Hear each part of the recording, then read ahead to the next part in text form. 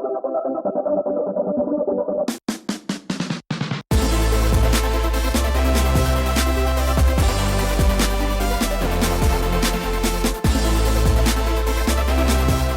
welcome back to the Advocacy Help Desk. We are a network of advocacy innovators, practitioners, experts, people who've been plying our trade for many, many years. The whole show's premise is to bring thought leaders to the show, share ideas and thoughts that are a little bit off the mainstream, because especially right now in this environment, we really need new ideas, new models, new ways of doing things. And our whole goal is to kind of help you become a little bit better at the advocacy game. And right now, everybody needs help. I need help. Brian needs help. Everybody needs help. So Brian, with all that said on the intro, there's usually a longer intro that I diatribe on forever, but I'm going to keep it brief. So for today, who do we have on the help desk and what are we talking about today? All right. So you keeping it brief is brand new information. It's amazing. I am excited today to have Amie Adams from Dunn Associates on today, simply because, one, I follow her on Twitter and she's hilarious, but two, it's in this space and in this change in this world, we're seeing things change quickly, right? And those that change quickly are the ones that are succeeding, those that are taking their time. And we covered this last time with Tommy Goodwin. I'm really interested to dive in further on what is that change that's needed? What is going on out there? What are people doing successfully? What's not working? What are the best associations doing? I could ask a million questions. I'm going to hand it over to Amie to introduce herself just a little bit, but then we'll dive right in to sort of talking through what folks are doing and what they're doing well. Hi, Amie. Hi, sounds great. Thanks, guys, for having me join you. Actually, this is really fun for me. Yeah, I've been with Dunn Associates now for about 15 years. The firm's been around for about more than 40, so I'm still considered the new kid, even at the ripe old age of 50. I've been working in the advocacy space actually since President Clinton was inaugurated the first time. I moved to DC like many people, thinking that I would save the world and be done in about a year and a half and move on, and that was in 1993.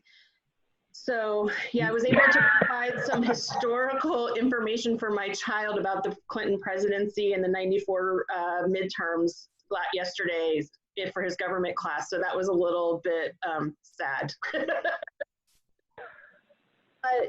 So I've been working, really my passion has always been about getting people involved in politics and getting people engaged in the process and how you do that. Personally, I am somebody who is a huge advocate about being strategic. It's one of the things I see missing quite a bit is that people aren't taking the time to step back and say, okay, is what we're doing making sense? Is it making, because what you did yesterday may not make sense tomorrow. And if there hasn't been a better example of that than this past 6 weeks, I don't know what is. And I'm a big advocate of education. I think people need to understand why they need to be involved in the first place. It's a democracy and it doesn't matter what side of the aisle you're on. Everybody, it only works if everybody participates. So that's my soapbox. I will step down from and we can get talking about fun things. I love it. Thank you. I remember actually my mom took me out of school for Clinton's inauguration, the first one. And so we went down to Clinton's inauguration and went down there. I was in middle school though, so I'm only 10 years behind. But yeah, so growing up here in DC, I too attended Clinton's first and second inauguration. Anyway. Love it and love the background and love that you're able to join us. We won't get into the 50th anniversary of the Spirograph that you purchased online and now are playing with, and I'm super excited to hear about that. Won't get into that yet, but I know one of Andy Polk's passions is change, right? And change is everywhere, of course, all the time. And, we see it with associations and what they're needing to do now, and the best associations out there these days are embracing that change and doing things rather than just trying to refine what they've been doing before. How are you seeing that play out now with some of your clients, and what are you suggesting to them to do differently? Just some simple steps to think differently. Communicate. communicate more often. I think in the old days, and I do work on both sides, both grassroots and PAC, but I do a lot more on the PAC side. And I think it used to be, I used to say to people, if I could get folks to talk to their eligible employees or their eligible members once a month, I was really making strides. But now we're doing weekly communications if I can.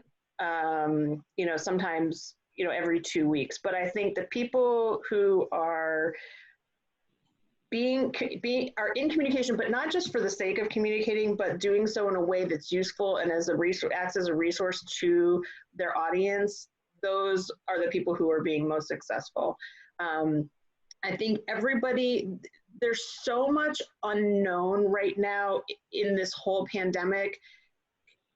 And I could get into the personally, but like in so many ways, there's so much we don't know. We don't know what the cure is going to be. We don't know when we're going to be able to go back out into the world. We don't know so much. And so I think we're all looking for information to feel like we're have a better sense of control about what's happening to us.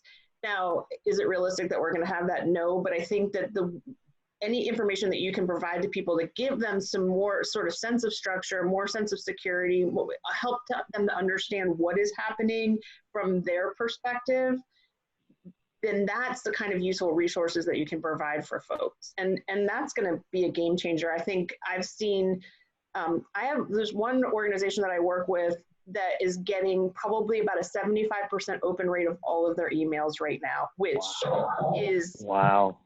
You guys know, that's insane. Because they do a weekly email that has like, here's all the resources. Here, we coined this term quarantine quick tips. And so we do like a quarantine quick tip at the front of it and move on from there and provide links to other resources. And it's something you can just easily scroll through, grab what you need, and then they launched a podcast in the middle of this. And it has had amazing success. So yeah, I'm going to stop right there and let you let us talk about it. Give Andy, I feel like you have probably more to say. I always have something to say. I don't know. I think you're exactly right. I think you have to be proactive. I think there's some people hiding because they don't know what to say or what to do. That's a problem. Immediately, as soon as we went into quarantine, we got on a staff call and we started outlining what we all needed to do, how we were going to structure workflow, how we were going to communicate to each other, how things were going to change and how we communicate to our members, how we speed things up. We do a weekly call every Tuesday at 2 p.m. and it's an all call and everybody hops on and we talk about everything that we need to talk about and give updates. We started doing flash briefings. So we take a Zoom call like this, just me and my boss, and we talk about what's happening in DC. It's actually quicker than writing copy. More engaging. You can get it out quickly. I can stitch together this branded video in 30 minutes from taping until production and push it out. So I think there's tools like that. We also should consider too. So it's providing what you're talking about, especially is talking about providing value, right? So there's so much chicken crap being thrown around DC and all these talking points. And I tell our staff, we need to be better than CNN, right? They can get everything they need on CNN, MSNBC, or Fox, wherever they're at. Our job is to take what is happening in DC and condense it and explain it through our sub lens, right? Through footwear. So what does this mean for footwear? Like explain it, like, graft it out for people. We need graphics. We need like visuals. Like we need to take our time. People are nervous. They're afraid. Like we need to have space where people can engage and just chat with us. So instead of just talking to people a lot, we need to be listening a lot more. So I know you're going to jump in there, Amie. Go ahead. Well, no, the space was a note that I made to myself in preparing to talk to you guys, because I think that's also something that we need to be providing to people. And I absolutely agree, is we need to provide space for people to network with one another. We need to provide space for people to think and to take it in. We need to break things down. And going back to, I think I started to go there and then lost track, but I'm shocked by some of really big organizations that are afraid to talk right now and have kind of gone radio silent. And I think that's a huge mistake. And also, really, to your point of the being of value, Brian, I don't know if you've been on Twitter today, but I mean, I opened my email this morning and there were all these Earth Day email sales from people. And I was like, you're using Earth Day to sell me something that seems to be the opposite of what Earth Day was all about. And so and my point to that is that this is not about just communicating for the sake of communication. It's to do it to provide value. Yeah, because if that 75% open rate is because somebody's getting value and they're going to keep opening it. Right. As soon as you start doing the same stuff and things, I see a lot of people out there that'll take the same email they sent out last week and update the top and leave the bottom parts and nothing changes and it's crap. So come on, let's do a little bit of hard work. We got time and space. I know it's hard for everybody. Like I got 2 small kids, but I'm figuring out when I can be productive to do the work that we need to do, but we have to dig a little harder in these times in order to make sure that we are doing the value. And honestly, I don't think it's that hard. I think that it just takes taking a breath for 5 minutes. You'd be surprised how many notes you can make to yourself and ideas you can come up with if you just say, all right, for the next 5 minutes, I'm not looking at my phone, I'm not looking at my computer. I'm just gonna take a pen and a piece of paper and kind of jot down some thoughts and be nutty. Something else that you said too, going back to is, a lot of what I think many of us in the advocacy space, you talk about this, have been advocating for people for a very long time, are tools that now I'm grateful to see are actually being used. So one of the things that we've done a lot of is doing surveys among eligible employees on the PAC side to see why they're giving, why they're not giving. And one of the things that I hear, and this goes back to your CNN comment, Andy, one of the things that I get back in surveys always, regardless of the organization, is I feel like I don't know what's going on. I don't want information that I can read in the paper or see on TV. I want to know how this impacts us. And I think that's a mistake a lot of people don't make, is they don't tie it back to, and you always have to talk the lobbyists down from the ledge because they're so worried that you're going to give away strategy and something's going to end up on the front page of the Post.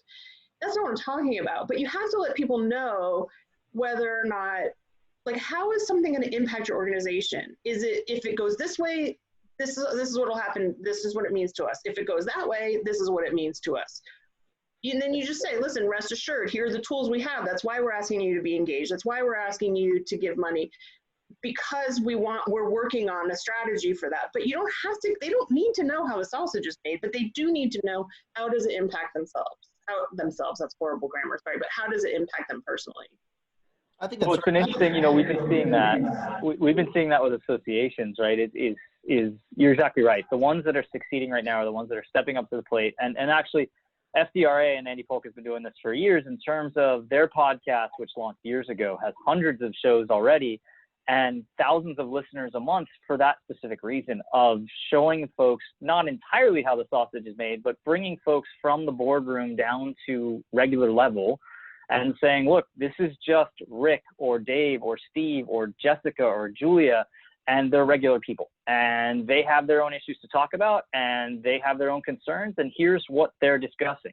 In fact, here's Andy Polk's Kicks Over Coffee, which shows basically how just yesterday, perfect timing, by the way, Andy, I meant to tell you about this, was, obviously Sunday was a convening event for the Michael Jordan Chicago Bulls documentary, and saw 6 million people, the most ESPN has seen for a single showing ever, right? And immediately, Monday or Tuesday, Andy Polk launches Kicks Over Coffee with the woman who is in charge of Nike and Michael Jordan's brand. Yep. So we held that. And so fascinating. And go ahead, Andy. I'm sorry. I'll just say, and you can find that on kicksovercoffee.com. We branded the site specifically to have conversations with executives. And we drop in our advocacy nuggets within this because that's the value. They want to hear what their competitors doing. They want to hear what another leader's doing. Are they missing anything? And then within that, we'll drop something in there. And then during this virus epidemic that's kind of hit, because we needed to do quicker hits, we created this kind of footwear flash briefing. I created my own digital newsroom. And Matt and I from our homes interview each other back and forth. And it's typically, and you can find this on kicksovercoffee.com, but it's typically a 5 to 10 minute conversation about what's currently happening in DC, what we're hearing from executives. But I do it because there's an anchoring to it that I feel like to the comments previously, when we're talking about giving value and we're explaining things, we need to think like a media organization, right? We're our own independent media organizations that have subgroups of people, whether it's footwear, whether it's, electronics versus, cars or whatever it is. We have these sub communities that we're trying to talk to, and we need to think a little bit differently about how we do that. We're so kind of robotic, right? We've been using, email and newsletters and all that work, but not everybody consumes content that way. So you need to like break out your content buckets. You need to do the podcast. You need to do video. You still need to do those newsletters for technical people who have a technical mind and need the bullet points. You need to do all the above, but if you can frame it in a way you can brand things, then I think cognitively you think differently about what you're telling people, and it takes you from that robotic DC speak into thinking like, how do we break this down bit by bit, communicate it, and also what does that mean for footwear? What does this mean for, like, always in with that, like, what does this mean for us, right? Like Right. like I think Axios does that really well. That's why I love Axios, is the first two paragraphs are, this is what's happening. It's like, what does it mean? Like, Yeah. boom, you got me. Like, Well, I think too that it's a brilliant idea because you're actually and I think that's something that, Andy, we were talking about this actually before we even got on, about how more personal this feels in some ways to be on these Zoom meetings, because you're getting to see people behind the curtain. And I think that there's a level of humanity that's often been missing in the business world and even in the business advocacy space, where we don't know people well. And I think a 5-minute conversation with somebody allows you to see what it really means to your members and to be able to respond to that better, from the advocacy space, and to be able to tailor your communications and everything that you're doing, because you're getting to know your audience in a way that a lot of people don't know. I mean, one of the easiest tricks I tell people is, when you're writing something, is figure out who it is you're writing to. yes. Figure out who that one person is. Don't write to all your employees. Write to that one person and figure out who that is. Create an image of who they are in their head. And you're doing that with your video. I mean, I think that's fantastic. I have to say, Andy, I'm constantly in awe of you and how much you produce and how everything looks amazing. And if I had the ability to do all of that, I mean, I think that's one of the things that's often intimidating when I see your presentations, because I think, I love all of this, but like, I just don't know where he gets all the energy to do it all and to make it all look so perfect and That's very pretty. nice. That's very nice. I'll tell you the biggest trick, and people from our industry ask us too, because we're a small association, but we put out a lot of stuff, and it really does. You said it. The whole ball game is around strategy, right? Oh, yeah. I want to do this. I've got this idea. Well, it's not worth squat unless you can actually execute it, right? So I think strategically and thoughtfully about my workflow of, if we're going to do this, how many people on my team need to be involved? How do we cut out that bureaucracy? The problem right now is people are digitizing their bureaucracy. Brad thinks he needs to sign off on something that he doesn't need to sign off on, and it's slowing people down from communicating. Like, that's a big issue I see too. But Right. if you can figure out, like, step by step, like, if we're going to do this, how does this work? Who does this? Who does this? Who does that? And then communicate that to your staffs and be like, you have to do this. When it hits it, I want you to, I had a conversation the other day with my staff, and I was like, we need to be very aggressive right now with our sponsors, right? We've had revenue that's come in. This could be a 2-year play on our association revenues. Like, dues are going to be reduced. Sponsorships are going to be reduced. We need to be very aggressive and proactive in going out to the people who have already given us money to support our issues and our causes, but also because they want to reach our industry. So we need to give them webinars, our podcast, video series, like anything we can in order to give them value, because this is, again, when I go back to them in 2021 and be like, you guys have the same amount of money, it's going to be a no, but it's not going to be a zero. Right. Because we were proactive. So to the same point you were saying on associations and grassroots leaders need to talk and communicate. I mean, it goes across the board. Like, I think we do need a game plan for all these different segments, right? Our sponsors, we don't have an event. What are we going to do? How do we replace that online? Like, does that mean a webinar? Does it mean this? I'm going to tell you eventually I'm already webinared out. I mean, we're only 6 weeks in and I'm completely webinared out. Well, that was Axios this morning, was the Zoom. Yeah. costume overload. If it's an amazing content play, I'll watch it 100%. But the problem is, it just gets to be something where it's like, we don't know what to do, so we're going to do a webinar. And it's just like, and webinars can be kind of robotic a little bit. Like, well, it goes all back to the strategy too, because I think the other thing, and I think for our colleagues to consider, is when you have a strategy and you have something that everybody's agreed to, it also gives you the ability to say no to things, because, and this is also a time where everybody's feeling so unsettled. So I'm guessing there are a lot of bosses who are like, we should do this and this and this and this, and they'll have you chasing shiny pennies. And when you can say no, remember, this is our strategy, this is what we agreed to, this is how we've changed it, and now, and it protects you, because then you can say, well, I'll be happy to pursue that, but it's going to mean that I can't do these other things that we wanted to accomplish. And it sort of gives you the power to be able to stand up and say, you know, sorry, I've got things I've got other things I'm working on. Not to say that your strategy shouldn't be flexible and you shouldn't be looking at it all the time. Something like this, you sitting down and you're wiping it clean or looking at it and saying, okay, what works, what doesn't, and let's make changes. But you know, I think that you have to also say no to a lot of things. I'm sure, Andy, you have a lot of other great ideas that you never even act upon because... All right, Amy, I got to cut you off here. We cannot keep saying nice things about Andy Polk. All right, this is just too much already, and the flattery has gone far too beyond where we need to be. No, but I love what you're talking about. I love the pieces. It is, and Andy, you and I have spoken about this in previous podcasts as well, is the idea that we can't say yes to everything. We need to have a legitimate strategy together.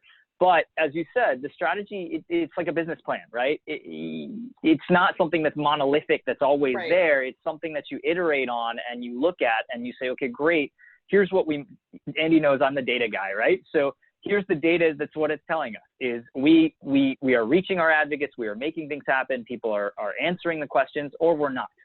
And we can continually adjust accordingly moving forward. And it's those associations that are doing that the best and quickly now that are succeeding. And as you both said, those that are sitting there and having to get approvals or do other things and are taking an extra 3 days to even put one thing out are the ones that are slow and not being that resource that their advocates need.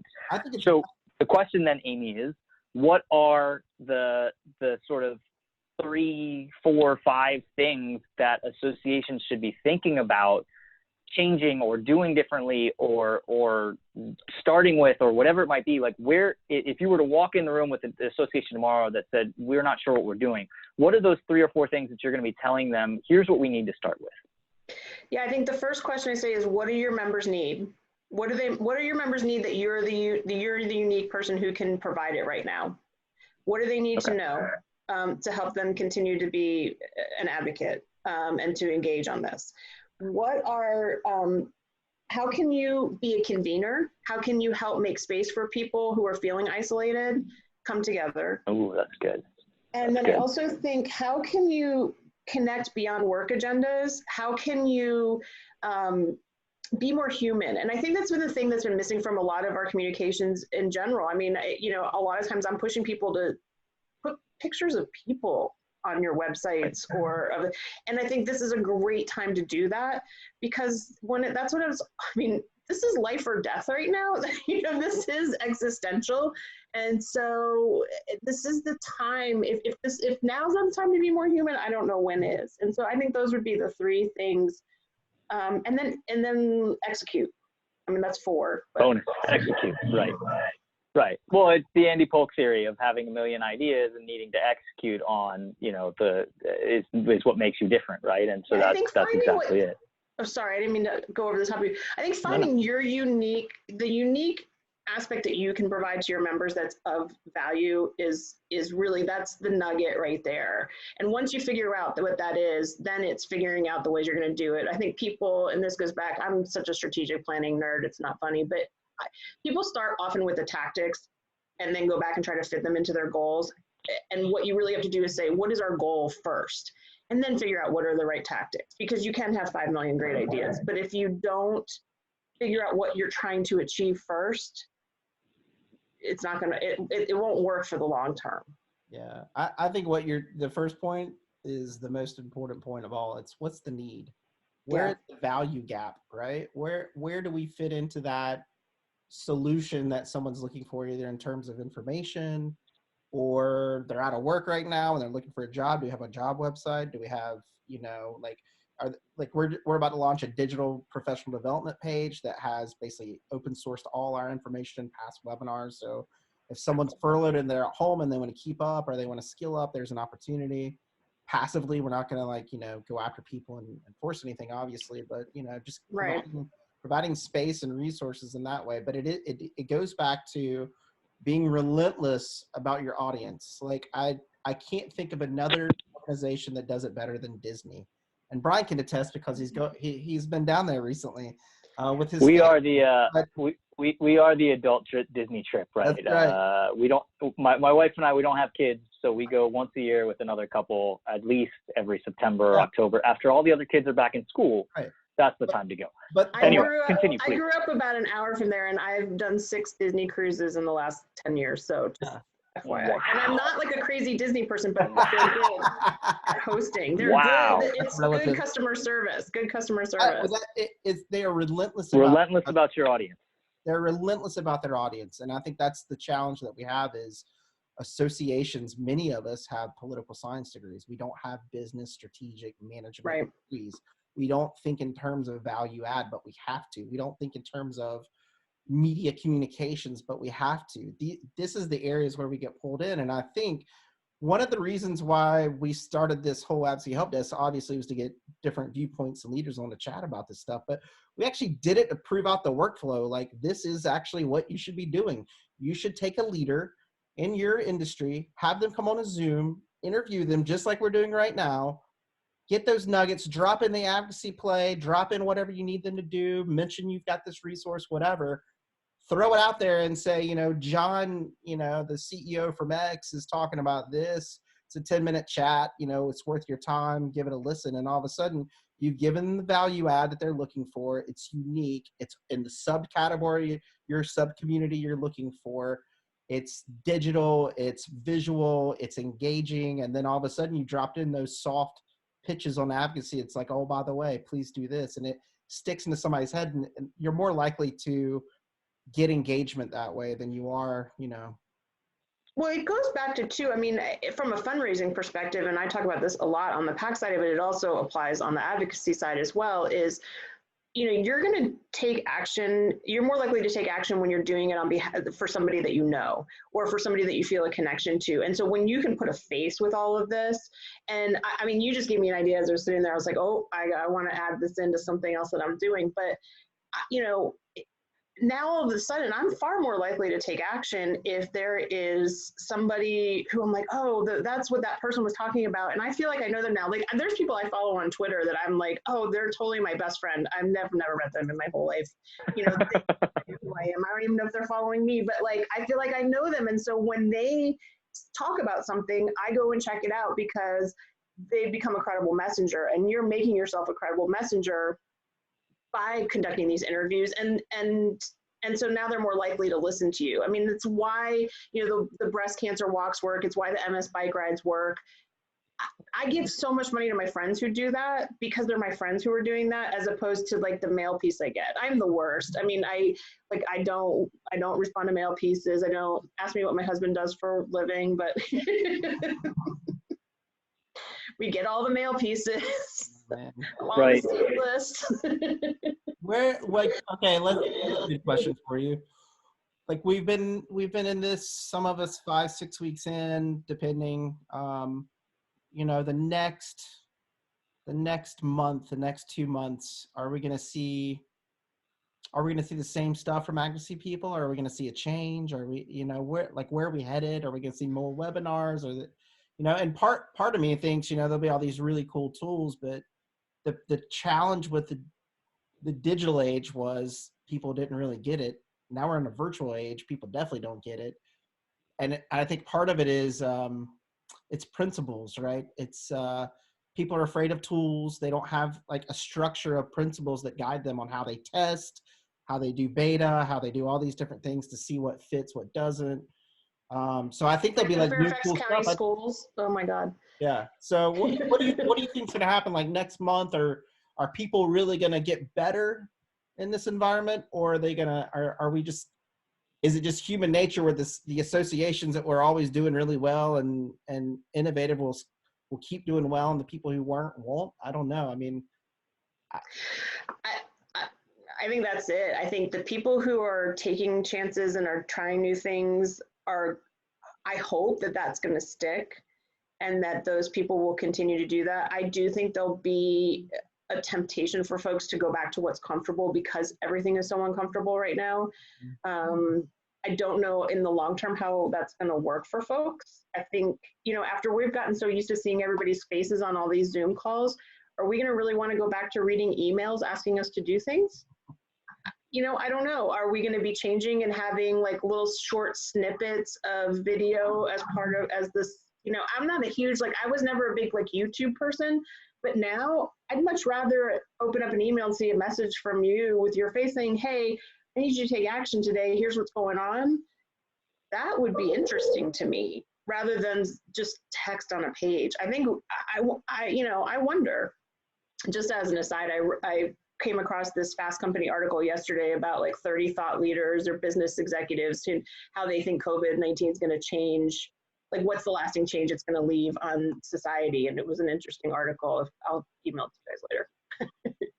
And we'll share that on the Advocacy Help Desk Twitter handle. I think, that this is the big question is what, we're all 1 month, 6 weeks in, whatever it might be. And the question now is, okay, everybody's talking about the same thing. There's Zoom fatigue. There's, everybody's got a webinar. Everybody's sending, not everybody, of course, but folks are sending out a lot of newsletters, a lot of everything. And are we going to see a fatigue from that? Or are we going to just say, look, this is the new normal. People are embracing it because they don't have anything else right now, at least for the foreseeable future. And what does that mean for all of us? I mean, Andy, what are you doing at FDRA, or what are you thinking about in, for 2 weeks time or 3 weeks time?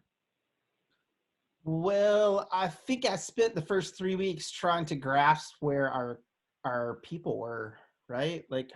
How looking forward, what does this mean? How do we have to change how we communicate, what we're doing? We just started implementing stuff, trying things. And we told people up front, part of really talking to people is setting expectations. So when we're trying out new tools, we're like, this is a beta tool. It may not work, but we're going to try to connect people. We're going to try to do this. We're going to try to do that. We're going to do everything we can in our power to give you all of them are lobbying for you, but also any kind of tools and resources that we can use to innovatively pull people together and keep you updated. We're going to try everything. So I just started trying different things. Our staff has been trying different things. I've been asking to get more aggressive in ideas. We're branding everything that we can to make it stick with people. I just go back. I look at what we're doing and I constantly assess, is this valuable? Did we need to send out that newsletter? Do we need to do this? How many clicks are we getting on this? How can we combine things so maybe we send out less? We typically before this, we're sending out 2 pieces a day, and it might be, a newsletter about, imports or some data resource. And then it would be promoting an event or a podcast or something like that. And now it's is too much? Is it too little? Or people, and so we're constantly we're in brackish water, really. And I love it. I'm happy to be in the brackish water because I'm so willing just to try things and see what sticks and see when the open rate goes up and see when it goes down and say, what, we really screwed that one up. That was terrible. Why did we do that? Right. As much as I have fun trying all the stuff out, I am my worst critic and my staff's worst critic. And I'm just we should not have done, and usually it's my fault. I mean, it's typically my fault. But the thing is every time you fail when you're doing this stuff, you learn 2 different ways to do it better. And then you find efficiencies where you weren't expecting it. And you're like, this didn't work. I wonder why that didn't work. And then but we're doing the same thing over here. So why are we doing that there if that didn't work? That doesn't make sense. And all of a sudden you start seeing staff's wheels churn and say, if we did this, this would really be good, right? So then so to answer that, it's just constant reassessment. Like, I don't think there's anything wrong with doing a webinar, but don't make it a sales pitch for somebody. Like, and don't make it boring and scripted and all that. Like, there's got to be real good value in what you're doing. And then it's like, what is your measure for success in this age? You know, when people go on a fly-in, they want to hit, you know, 100 offices in one day, and it's like, great. Well, how are the meetings? Doesn't mean anything. I mean, how are the meetings? Did anybody co-sponsor what you're asking for? Right. Did the staffer care? Did you walk out and they threw your one pager in the trash? You know, and that's the other question. It doesn't happen, Andy. Stop. Come on. I threw a lot of one pagers away. But the thing is, like, we did this networking platform, and we're running it too, you know, for Advocacy Help Desk. But we ran this thing, and we weren't really sure what would happen. But I had a guy from Adidas in Germany, and this was like midnight his time, and he was just wanting to connect with someone, and he was sitting around a small chat table. This platform's pretty cool. And there was one from Reebok in Boston, and they had worked together. He did materials and she did product development. They had communicated over the last several years, never met each other. All of a sudden they're on this platform and they meet. So we beta tested it. We only had 20 people on there. It wasn't like a huge event, but that one connection I walked away from, and like, this is my marketing piece. It actually works. I have a story. I have a little story to tell someone about how great this thing is. And that made me really happy. That I would have loved to seen 200 people on there connecting and networking and all that. But I love the fact that just one was my success story, right? And that's the same way with our podcast. It's like, I would love to have 20,000 people listen to our podcast, but if I have 200 executives that write my membership checks, listen and love it, then that's all I need. So, you know, so it's just constantly being critical of what we're doing. And it goes back to what Amie was saying, was, what's the value? What are we doing? Like, why are we doing it? What's the need? Where's the value gap? Right? That's what businesses do. They say, no one's doing this, we could do this and make money. And then they go do it and they make money. And we don't do that in advocacy. We don't sit there and say, like, what's the value gap to help someone right now? We're constantly thinking about, well, I got to tell them what's happening. And like, we're like megaphones sometimes, instead of being like thoughtful filters, I guess. I don't know. I've taken a bunch of notes while you were talking, Andy, actually. And I get the sense that you're probably a little bit like I am. Sometimes I have to hear myself say it out loud before I do. All the time. Think about it. It's like, I can't hear it in my own head, think about it in my own head. So one of the things, well, at first I have, well, I'll go back to that one, but the first thing that occurs to me when you're talking about this is, I think for people who have a sort of an ongoing sense of curiosity, this brackish water time that you're talking about it's so true, but it's also super exciting for people who are curious and who want to try new things, because this is the time we have the latitude, because this is also unsettled, to be able to try new things and to have them fail and to not be catastrophic if they do. So I think that for people who are listening, like, this is the time to try something out that you've been thinking about, and you can always say, call it a pilot, call it a test, call it whatever, and lend that authenticity to it. I think as long as you're authentic and say, hey, we don't know if this is going to work, but we want to try because we want to be a resource for you, or we want to help out, you're going to get a lot of leeway from folks. And so I think that this can be a really exciting time despite the unsettled nature of it all.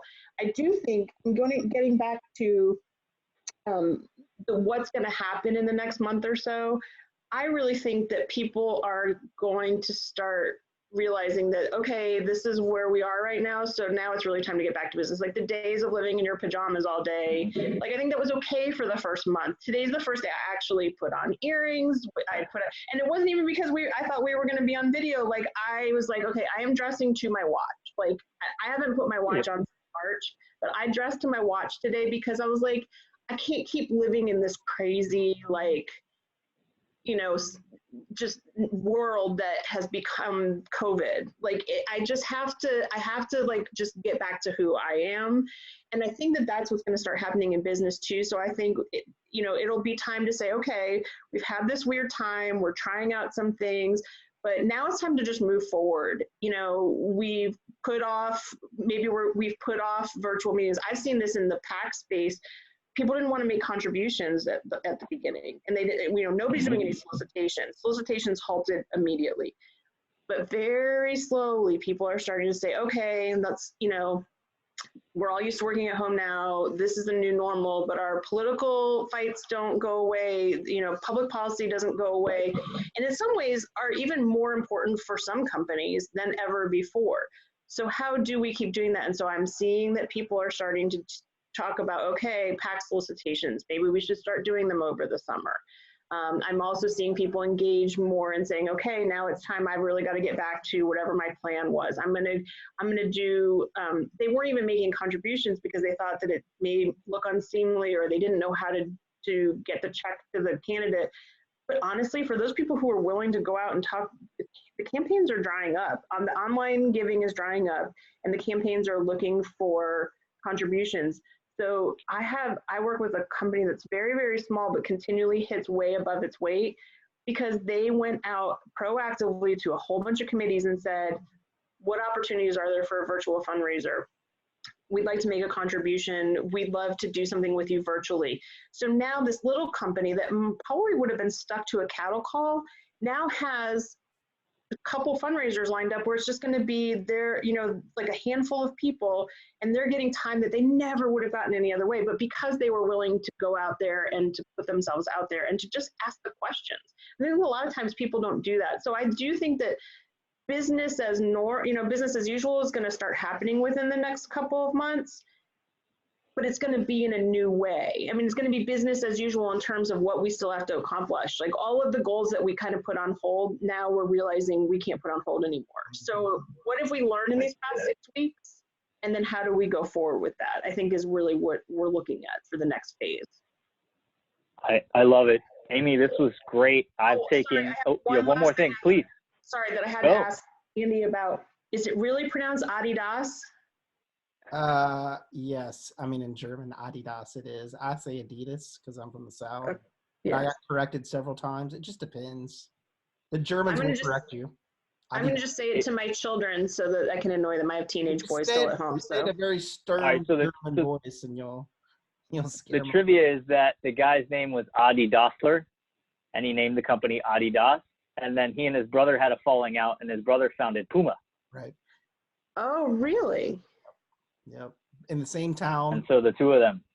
Yep. I had no idea. One, I think, might have done better than the other. I don't know. I don't want you to talk about your members. That's all right. I don't want to put you all right. So on that note, Amie, this was fantastic. One, thank you again. Love the advocacy and the PAC insight. I too took a whole bunch of notes. I think between the two of you, the main concept of what is the need and what makes us unique is key and clutch. Managing expectations, right, don't be afraid to test, but let people know that you're doing that to make a better group for everyone, right? Like, we're doing this test because we think it's going to bring value to us all. And if it works, great. And if it doesn't, it doesn't. Be relentless about your audience. Don't go hide, right? Find the right cadence for yourself, whether it's once a week, twice a week, once every other, whatever it is. And then think outside the box, the flash briefings, the other things you guys are doing, all of those pieces. I've got great notes here. That was awesome. Thank you, Amie. Andy, hit us with the end. Folks, Advocacy Help Desk, you can find us at advocacyhelpdesk.com and see all the past episodes in our resource library. We're obviously on YouTube. We are on any platform that plays a podcast. You can catch the audio in case you're actually able to get out of your house and go for a run or for a walk in the park if it's not closed. But folks, we're just trying to think outside the box, and we're trying to break down strategy and try to break down workflow. And the best way to do that is not just to talk about ideas, but how ideas work and how you can fold them into your workflows. We'll have more conversations about, I'm sure as we go through this, we'll start learning more and more about ourselves and our association and our members. And we'll hopefully start talking more about structure. I'm sure association structure is going to change and shift. It has to. So we'll keep plugging away at this stuff. But Amie, thank you so much for coming on. I think your points were very key about need and audience and finding the value of things. And hopefully out there, for us in this digital age, it's the same thing. If one person got one good thing out of this, then we did our job here at the Help Desk. In the meantime, if you have questions or you need help, I've been answering tons of emails from people asking about virtual fly-ins or any of our flash briefings or anything that we're trying to do, I break it all down. Shoot me an email. You can email me at apolk@ftra.org. I'm happy to help anybody that I can right now. But you can also go to advocacyhelpdesk.com and drop in. There's a web form there where you can drop in and email us and ask us for help, and we'll put you in contact with someone in our network who can help you. But with that, I'm again rambling on again. I do want to thank our partners. I didn't think of it at the front end, but I want to thank Brian and Spark Influence for helping us run our digital platform, and as well as Blake at Human Factor. He couldn't be here today because he's absolutely killing it with podcasts right now. He's growing, I don't know how many new associations he's had come in the door to start a podcast and other audio visual needs that they're all doing right now. So he couldn't join us, but Human Factor runs FDRA's podcast and is running this podcast as well. So if you need podcast support and services, we can also connect you with him. But I always want to thank the folks who allow me to run off at the mouth about advocacy. So with that, we're going to cut it off, but make sure you get back to our past episodes, stay plugged in. And if you have ideas on a show that you want us to, any topics, any speakers, drop us a line too. We want to cover what you are having challenges with. So with that, until next time, be safe, keep advocating digitally, virtually, etc. Thank you.